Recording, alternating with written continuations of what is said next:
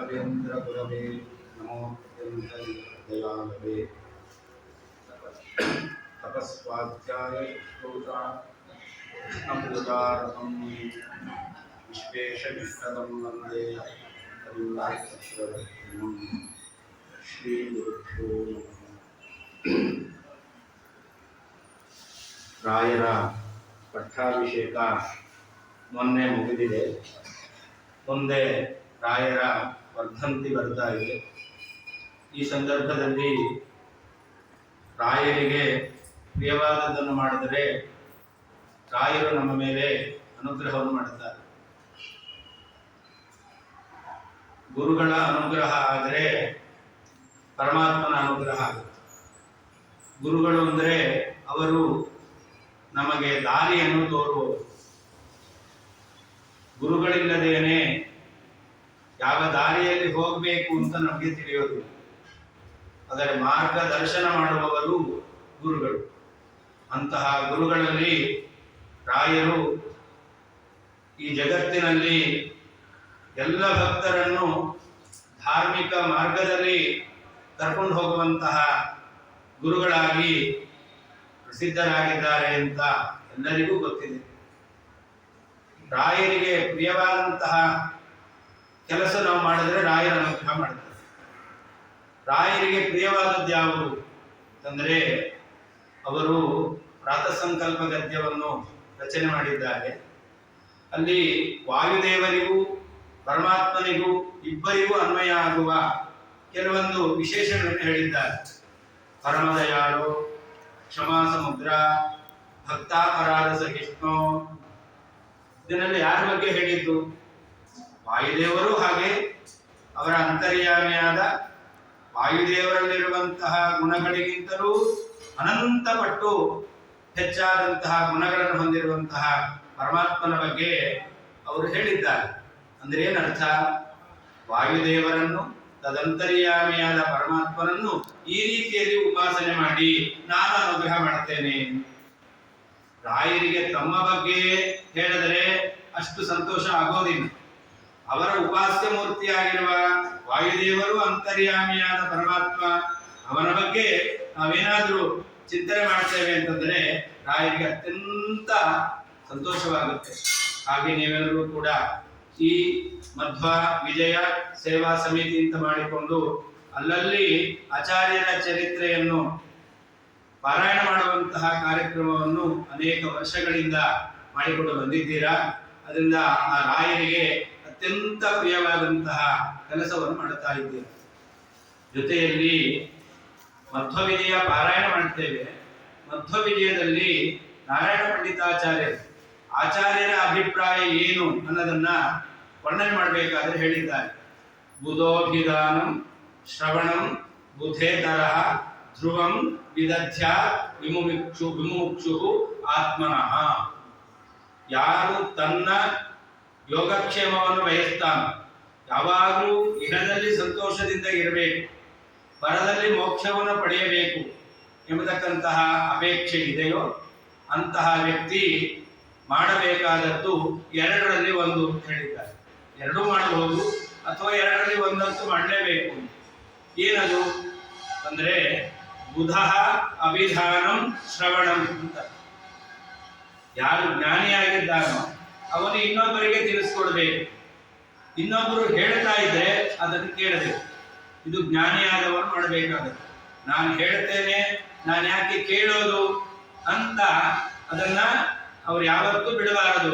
ಇವೆಲ್ಲ ನೋಡಿರ್ತೀರ. ಶ್ರೀಪಾದಂಗಳವರು ಪ್ರವಚನವನ್ನು ಮಾಡಿಸ್ತಾರೆ. ಮಾಡಿಸ್ಬೇಕಾದ್ರೆ ತಾವು ಕೂತ್ಕೊಂಡು ಕೇಳ್ತಿರ್ತಾರೆ. ಯಾಕೆ ಅಂತಂದ್ರೆ ಕೇಳಿ ಅನುಗ್ರಹವನ್ನು ಮಾಡ್ತಾರೆ. ಹಾಗಾದ್ರೆ ಕೇಳೋದು ಒಂದು ಧರ್ಮ ಅನ್ನೋದನ್ನ ತಿಳಿಸ್ಲಿಕ್ಕೋಸ್ಕರ ಅವರು ಕೇಳಿ ತಿಳ್ಕೊಳ್ಬೇಕಾದದ್ದಿಲ್ಲ. ಕೇಳೋದೇ ಒಂದು ಧರ್ಮ. ಅದನ್ನ ಆಚಾರ್ಯರು ನಮಗೆ ತಿಳಿಸಿದ್ದಾರೆ. ಆಚಾರ್ಯರ ಮಾತನ್ನು ನಾವು ನಡೆಸಬೇಕು ಎಂಬುದಾಗಿ ಶ್ರೀಪಾದಂಗಳವರು ಇವತ್ತು ಕೂಡ ಮಾಡುತ್ತಾರೆ. ಹಾಗಾದ್ರೆ ಬುಧಃ ಶ್ರವಣ ಮಾಡಬೇಕು. ತಾವು ತಿಳಿದಿದ್ದನ್ನ ಅಭಿಧಾನಂ ಇನ್ನೊಬ್ಬರಿಗೆ ಹೇಳಬೇಕು. ಹಾಗೆ ಬುಧೇತರ, ಯಾರು ಜ್ಞಾನವನ್ನು ಪಡೆದಿಲ್ಲ, ಇನ್ನೊಬ್ಬರಿಗೆ ತಿಳಿಸುವಂತಹ ಶಕ್ತಿ ತಮ್ಮಲ್ಲಿ ಇಲ್ಲವೋ, ತಾವು ಇನ್ನು ಯಾರು ಎಷ್ಟೇ ತಿಳ್ಕೊಂಡ್ರು ಕೂಡ ತಿಳ್ಕೊಳ್ಳೇಬೇಕು. ಯಾವತ್ತೂ ನಾವು ವಿದ್ಯಾರ್ಥಿಗಳೇ, ಗುರುಗಳಾಗ್ಲಿಕ್ಕೆ ಸಾಧ್ಯವೇ ಇಲ್ಲ. ಯಾಕೆಂತಂದ್ರೆ ತಿಳಿದಷ್ಟು ನಾವು ತಿಳ್ಕೊಳ್ಬೇಕಾದದ್ದು ಹೆಚ್ಚಾಗಿರುತ್ತೆ, ತಿಳಿದದ್ದು ಕಡಿಮೆ, ತಿಳ್ಕೊಳ್ಬೇಕಾದದ್ದು ಬಹಳ ಇದೆ.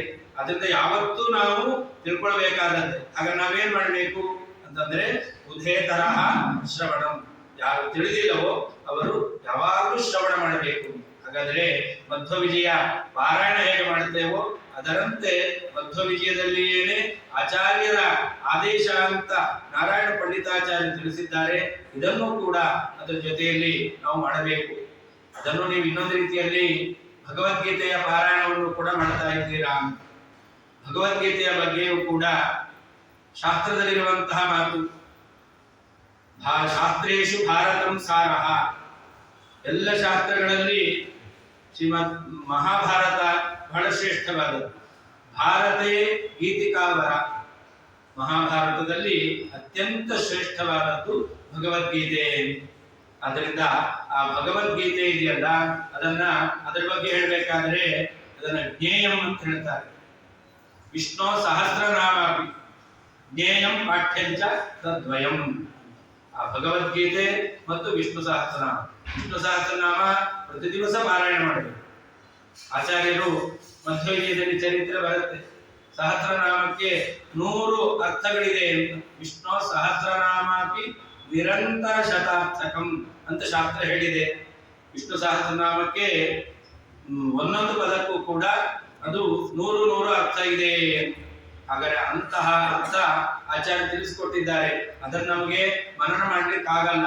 ಪಠನ ಮಾಡಿದರೂ ಕೂಡ ವಿಷ್ಣು ಸಹಸ್ರನಾಮ ನಮ್ಮ ಎಲ್ಲ ವಿಧವಾಗಿರ್ತಕ್ಕಂತಹ ಆಪತ್ತುಗಳನ್ನು, ದೈಹಿಕವಾದದ್ದು, ಮಾನಸಿಕವಾದದ್ದು, ಪ್ರಾಕೃತಿಕವಾದದ್ದು, ಭೌತಿಕವಾದದ್ದು, ಎಲ್ಲ ವಿಧವಾದಂತಹ ಆಪತ್ತನ್ನು ಪರಿಹಾರ ಮಾಡತಕ್ಕಂಥದ್ದು ವಿಷ್ಣು ಸಹಸ್ರನಾಮ.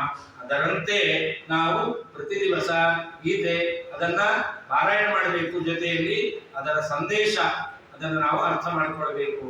ಹೀಗೆ ಮಧ್ವ ವಿಜಯದಲ್ಲಿ ಆಚಾರ್ಯರು ಕೊಟ್ಟಂತಹ ಸಂದೇಶ, ಭಗವದ್ಗೀತೆಯಲ್ಲಿ ಶ್ರೀಕೃಷ್ಣ ಕೊಟ್ಟಂತಹ ಸಂದೇಶ, ಅದನ್ನು ಪಾರಾಯಣದ ಮೂಲಕ, ಅದ್ಯಾಕೆ ಅಂತಂದ್ರೆ ಇದೆಲ್ಲವೂ ಕೂಡ ವೇದವ್ಯಾಸ ದೇವರ ಬಾಯಿಂದ ಬಂದದ್ದು. ವೇದವ್ಯಾಸ ದೇವರ ಬಾಯಿಂದ ಬಂದಿರತಕ್ಕಂತಹ ಎಲ್ಲ ವಾಕ್ಯಗಳು ಕೂಡ ಅದು ವೇದಕ್ಕೆ ಸಮಾನ. ಮಹಾಭಾರತದ ಬಗ್ಗೆ ಹೇಳ್ತಾರೆ ಏನಂತ, ವೇದಾದಪ್ಯುತ್ತಮಂ ಚಕ್ರೆ ಮಹಾಭಾರತಮುತ್ತಮಂ. ವೇದಕ್ಕಿಂತಲೂ ವಿಶಿಷ್ಟವಾದ ಸ್ಥಾನ ಮಹಾಭಾರತಕ್ಕಿದೆ. ಅಂತ ಮಹಾಭಾರತದ ಸಾರ ಗೀತೆ, ಅದನ್ನು ನಾವು ಅಧ್ಯಯನ ಮಾಡ್ತೇವೆ, ಶ್ರವಣ ಮಾಡ್ತೇವೆ, ಪಠನ ಮಾಡ್ತೇವೆ ಅಂತಂದ್ರೆ ಅದು ಅಪಾರವಾದಂತಹ ಪರಮಾನುಗ್ರಹಕ್ಕೆ ಕಾರಣವಾಗುತ್ತೆ. ಹಾಗೆ ಆಚಾರ್ಯರ ಚರಿತ್ರೆ, ನಾವು ಮಧ್ವ ವಿಜಯ ಅಂತ ಕೇಳ್ತೇವೆ ಅಂತಂದ್ರೆ ಅದು ಕೇವಲ ಒಂದು ಕಾವ್ಯ ಅಲ್ಲ, ಅದೊಂದು ಇತಿಹಾಸ. ನೋಡಿ, ಬೇರೆ ವಿಜಯಗಳೆಲ್ಲ ತುಂಬಾ ಇದೆ, ಆದರೆ ಮಧ್ವ ವಿಜಯ ಒಂದೇ. ಯಾಕೆಂತಂದ್ರೆ ಮಹಾಭಾರತ ಒಂದೇ, ಕೃಷ್ಣನ ಕಥೆಯನ್ನು ಹೇಳ್ತಕ್ಕಂಥದ್ದು ಇನ್ನೊಂದು ಮಹಾಭಾರತ ಇಲ್ಲ. ಹಾಗೆ ಆ ಕೃಷ್ಣನ ಭಕ್ತರಾಗಿರ್ತಕ್ಕಂತಹ ವಾಯುದೇವರ ಮಹಿಮೆ ಹೇಳ್ತಕ್ಕಂಥದ್ದು ಅದು ಮಧ್ವ ವಿಜಯ ಒಂದೇ, ಅದು ಇನ್ನೊಂದು ಇಲ್ಲ. ಹಾಗಾದ್ರೆ ಅದು ಕೇವಲ ಕಾವ್ಯ ಅಲ್ಲ, ಅದು ಇತಿಹಾಸ. ಅದನ್ನು ನಾವು ಅಧ್ಯಯನ ಮಾಡಬೇಕು. ಈ ಮಧ್ವ ವಿಜಯದ ವೈಶಿಷ್ಟ್ಯ ಏನು? ವಿಷ್ಣು ತೀರ್ಥರು ಏನು ಮಾಧುನೂರನಲ್ಲಿದ್ದಾರೆ, ಮಹಾಜ್ಞಾನಿಗಳು, ಅವರು ಅದರ ಸಿದ್ಧಿಯನ್ನು ಪಡೆದವರು. ನಾವು ಪ್ರತಿ ದಿವಸ ಇವತ್ತು ನೋಡ್ತೇವೆ, ಕೆಲವರು 16 ಸರ್ಗ ಪಾರಾಯಣ ಮಾಡಿಯೇ ನಾವು ಭೋಜನ ಮಾಡುತ್ತೇವೆ. ಇವತ್ತು ಮಾತ್ರ ಅಲ್ಲ, ಪ್ರತಿದಿನವೂ ಕೂಡ 16 ಸರ್ಗ ಪಾರಾಯಣ ಮಾಡಿ ಅನಂತರ ತೀರ್ಥ ಪ್ರಸಾದವನ್ನು ಸ್ವೀಕಾರ ಮಾಡತಕ್ಕಂತಹ ಅನೇಕ ಸಾಧಕರಿದ್ದಾರೆ. ಅಂತಹ ಸಾಧಕರಲ್ಲಿ ಉತ್ತುಂಗ ಶಿಖರದಲ್ಲಿರ್ತಕ್ಕಂಥವರು ವಿಷ್ಣು ತೀರ್ಥರು. ಅವರು ಆ ಪ್ರದೇಶಕ್ಕೆ ಬರಗಾಲ ಬಂದಾಗ ಪ್ರತಿ ದಿವಸ 16 ಸರ್ಗ ಆ ಮಧ್ವವಿಜಯ ಪಾರಾಯಣ ಮಾಡ್ತಾ ಇದ್ರು. ಪಾರಾಯಣ ಮಾಡಿ ಎದ್ದಾಗ ಅವರು ಇಟ್ಕೊಂಡಂತಹ ತಾಮ್ರದ ನಾಣ್ಯ ಅದು ಬಂಗಾರ ಆಗ್ತಿತ್ತಂತೆ. ಹಾಗಾದರೆ ನಮಗೆ ಬಂಗಾರ ಬೇಡ, ಯಾಕೆ ದೇವರು ನಮಗೆ ಬೇಕಾದಷ್ಟು ಆಸ್ತಿ ಕೊಟ್ಟಿದ್ದಾನೆ. ಹಾಗಾದ್ರೆ ನಮಗೆ ಸುವರ್ಣ ಬೇಕು. ಸುವರ್ಣ ಅಂದ್ರೆ ಆಚಾರ್ಯರ ಶಾಸ್ತ್ರ, ಆಚಾರ್ಯರ ಕಥೆಯನ್ನು ಹೇಳ್ತಕ್ಕಂಥದ್ದನ್ನು ನಾವು ಪಾರಾಯಣ ಮಾಡುವ ಮೂಲಕ ಆಚಾರ್ಯರ ಸರ್ವಮೂಲ ಗ್ರಂಥಗಳ ಸಾರ ಅದನ್ನು ತಿಳ್ಕೊಳ್ಳುವಂತಹ ಅನುಗ್ರಹ ಅದಾಗಬೇಕು. ನಾವು ಪಾರಾಯಣ ಮಾಡ್ತೇವೆ ಅಂತಂದ್ರೆ ಅದರಿಂದ ಒಂದು ಪುಣ್ಯ, ಪಾರಾಯಣ ಮಾಡಿ ನಾವು ಆಚಾರ್ಯರ ಶಾಸ್ತ್ರವನ್ನು ತಿಳ್ಕೊಳ್ತೇವೆ ಅಂತಂದ್ರೆ ಇನ್ನೊಂದು ಪುಣ್ಯ. ಮಧ್ವವಿಜಯದಲ್ಲೇ ಬರುತ್ತೆ. ಶೋಭನ ಭಟ್ಟರು ಮಧ್ವವಿಜಯದ ಆಚಾರ್ಯರ ಸರ್ವಮೂಲದ ಬಗ್ಗೆ ಅವರು ಪ್ರವಚನ ಮಾಡ್ತಾ ಇದ್ರು. ಏನು ಪ್ರವಚನ ಮಾಡಿದ್ರು ಅಂದ್ರೆ, ಆಚಾರ್ಯರ ಈ ಸರ್ವಮೂಲ ಗ್ರಂಥ ಬಲಮುನಿ ಶಂಖದಂತೆ. ಬಲಮುನಿ ಶಂಖ ಅದನ್ನು ಒಬ್ಬ ನೋಡಿದ, ಇದು ಯಾವುದಕ್ಕೂ ಉಪಯೋಗ ಬರಲ್ಲ ಅಂತ ಹೇಳಿ ಬಿಸಾಕದ. ಇನ್ನೊಬ್ಬ ಅದನ್ನು ತೆಗೆದುಕೊಂಡ. ಬಲಮುನಿ ಶಂಖ ಗೊತ್ತಾಯಿತು, ಇನ್ನೊಬ್ಬರಿಗೆ ಮಾರಾಟ ಮಾಡಿದ. ತೆಗೆದುಕೊಂಡವನು ತುಂಬಾ ಹಣ ಕೊಟ್ಟು ಅದನ್ನು ತೆಗೆದುಕೊಂಡ, ಆದರೆ ಅದನ್ನು ಮನೆಯಲ್ಲಿಟ್ಟು ಪೂಜೆ ಮಾಡಿದ, ಆರಾಧನೆ ಮಾಡಿದ. ಹಾಗಾದರೆ ಒಬ್ಬನಿಗೆ ಶಂಖದ ಮಹತ್ವವೇ ಗೊತ್ತಿಲ್ಲ, ಇನ್ನೊಬ್ಬನಿಗೆ ಅದು ಬರೀ ಮಾಡ್ಲಿಕ್ಕಿರೋದು ಅಂತ ಅನ್ಕೊಂಡ, ಮೂರನೇವನು ಅದು ಬೆಲೆಯುಕ್ತವಾದದ್ದು ಮಾಡ್ಲಿಕ್ಕಿರೋದಲ್ಲ ಅಂತ ಮನೆಯಲ್ಲಿ ಇಟ್ಕೊಂಡು ಆ ಬಲಮುನಿ ಶಂಖದಿಂದ ಅಪಾರವಾದ ಸಂಪತ್ತನ್ನು ಪಡೆದ ಅಂತ. ಇದನ್ನ ಶೋಭನ ಭಟ್ರು ಹೇಳ್ತಾರೆ, ಆಚಾರ್ಯರ ಸರ್ವಮೂಲ ಗ್ರಂಥ ಅಂದ್ರೆ ಹಾಗೆ.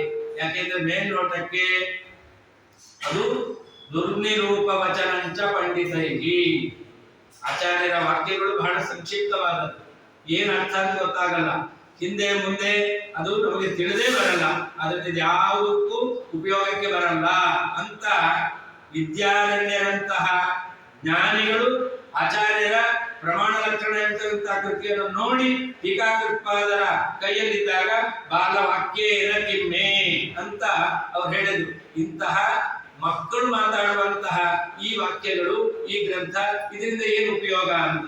ಅದಕ್ಕೆ ಟೀಕಾಕೃತ್ಪಾದರು ತಮ್ಮ ವ್ಯಾಖ್ಯಾನವನ್ನು ಕೊಟ್ಟು ಹೇಳಿದ್ರು, ಬಾಲ ಬುದ್ಧಿಸ್ತ್ವಮೇವ ಅಂತ. ನೀನೇ ಬಾಲ ಬುದ್ಧಿ ಉಳ್ಳವನು, ಈ ವಾಕ್ಯ ಬಾಲಕರ ವಾಕ್ಯ ಅಲ್ಲ ಅಂತ. ಹಾಗಾದ್ರೆ ಅಂತಹ ಅರ್ಥದಿಂದ ಕೂಡಿರ್ತಕ್ಕಂಥದ್ದು ಮೇಲ್ನೋಟಕ್ಕೆ ಅರ್ಥ ಆಗಲ್ಲ, ತ್ಯಾಗ ಮಾಡಿಬಿಡುತ್ತೇವೆ.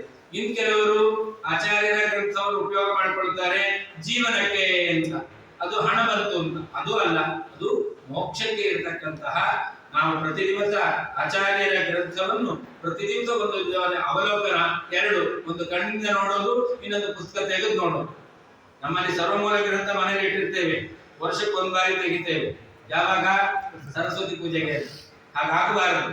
ಅದನ್ನು ನಾವು ಯಾವಾಗಲೂ ಎಷ್ಟು ಸಾಧ್ಯವೋ ಅಷ್ಟು ಮನನ ಮಾಡುವಂತಹ, ಅರ್ಥ ಮಾಡಿಕೊಳ್ಳುವಂತಹ ಪ್ರವೃತ್ತಿಯನ್ನು ಮಾಡಿದ್ರೆ ಆವಾಗ ನಾವು ಮಾಧ್ವರಾಗಿ ಹುಟ್ಟಿದ್ದು ಅದು ಸಾರ್ಥಕವಾಗುತ್ತೆ. ಇಂತಹ ಒಂದು ಉತ್ತಮವಾದ ಜ್ಞಾನ ರಾಯರ ಅನುಗ್ರಹದಿಂದ, ಮುಖ್ಯ ಪ್ರಾಣದೇವರ ಅನುಗ್ರಹದಿಂದ, ಗೋಪಾಲಕೃಷ್ಣನ ಅನುಗ್ರಹದಿಂದ ಬರಲಿ ಅಂತ ಹೇಳಿ ನೀವೆಲ್ಲರೂ ಕೂಡ ಈ ಸಾಧನೆಯನ್ನು ಮಾಡ್ತಾ ಇದ್ದೀರಾ. ಈ ಒಂದು ಪಾರಾಯಣದಿಂದ ಪ್ರೀತರಾದಂತಹ ರಾಯರು, ಅವರ ಅಂತರ್ಯಾಮಿ, ಪ್ರಾಣಾಂತರ್ಯಾಮಿ ಪರಮಾತ್ಮ ನಿಮಗೆ ಹಿತೋತ್ಕೃಷ್ಟವಾಗಿರ್ತಕ್ಕಂತಹ ಧರ್ಮ ಕಾರ್ಯದಲ್ಲಿ ಅವರ ಆಸಕ್ತಿಯನ್ನು, ಶ್ರದ್ಧೆಯನ್ನು ಕೊಟ್ಟು ಇಂತಹ ಸತ್ಕಾರ್ಯವನ್ನು ಇನ್ನಷ್ಟು ಮಾಡಿಸ್ಲಿ. ಹಾಗೆಯೇ ಅನೇಕ ಕಡೆಯಲ್ಲಿ ಏನು ಶಾಸ್ತ್ರದ ಪಾಠ ಪ್ರವಚನವನ್ನು ನಡೀತಾ ಇದೆ, ಅಲ್ಲಿಯೂ ಕೂಡ ನಾವು ಭಾಗಿಗಳಾಗ್ತೇವೆ ಅಂತ ನೀವು ಉತ್ಸಾಹದಿಂದ ಭಾಗಿಗಳಾಗಿ ಜ್ಞಾನವನ್ನು ಪಡೆದು ಇನ್ನಷ್ಟು ಜೀವನವನ್ನು ಸಾರ್ಥಕ ಮಾಡುವಂತೆ ಅವರು ಅನುಗ್ರಹಿಸಲಿ ಅಂತ ಹೇಳ್ತಾ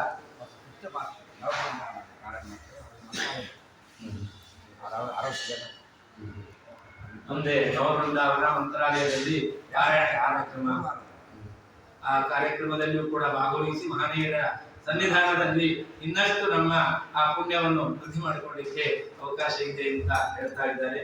ಎಲ್ಲರಿಗೂ ಕೂಡ ಆ ಪರಮಾತ್ಮ ಪೂರ್ಣ ಅನುಗ್ರಹ ಮಾಡಲಿ ಅಂತ ಹೇಳ್ತಾ ಶ್ರೀಕೃಷ್ಣ.